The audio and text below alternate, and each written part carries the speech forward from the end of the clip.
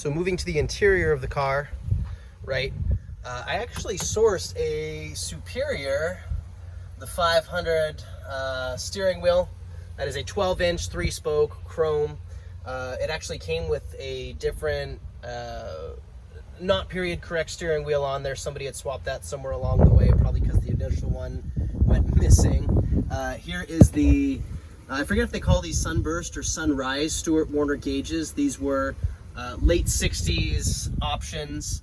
The speedometer I actually did end up hooking up. I got a speedo shop to clean all these gauges up and test them.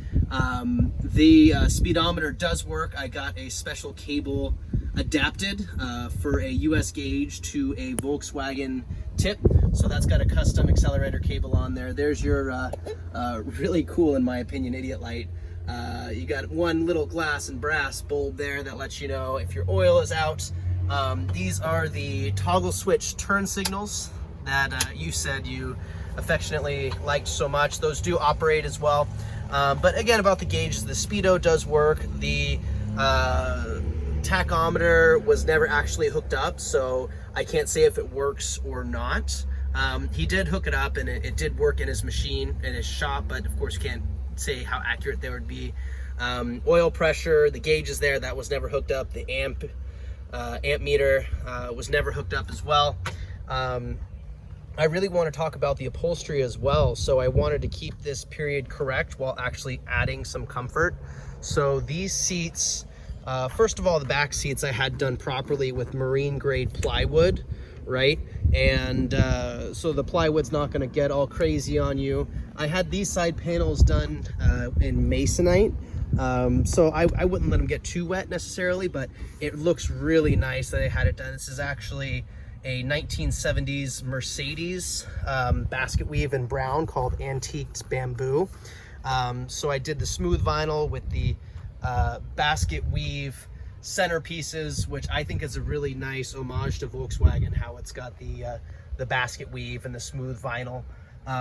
But these front seats are actually the original 1960s buckets, and I had him glue in a lot of extra padding, so it's a real comfy cruiser that actually hugs you in really well. I spent a lot of time and to be honest with you, money on these seats. The seat frames as well, I had those sandblasted too. So those were sandblasted and cleaned up. The shifter, like I said, I do have the original kind of cocky built shifter. I replaced that with an MP push button just because I like the MP push buttons. I put a full rubber mat kit in the vehicle. So this is a 60s Bug rubber mat kit. Very, very simple, very straightforward. I cut it shortened, or I had it cut shortened, and then I had this little cover flap installed that goes down to your shifter, but also so you can see that's actually a new shift coupler with new bushings, new. I can't stress how much I went through everything mechanical on this car.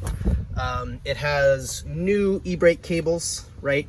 I had it all adjusted properly, so you know, 3 maybe 4 clicks up and that's totally e-braked up.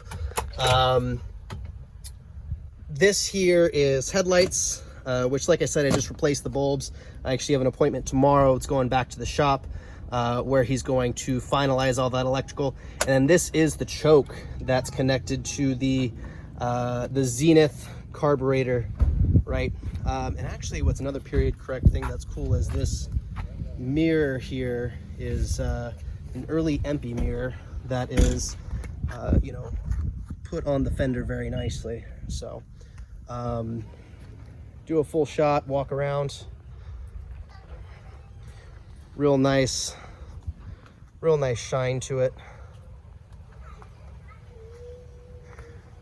The Metal Flake really does show a lot better in person. It looks good in these photos, but man, oh man, does it look a lot better in person. Real head turner, real original car.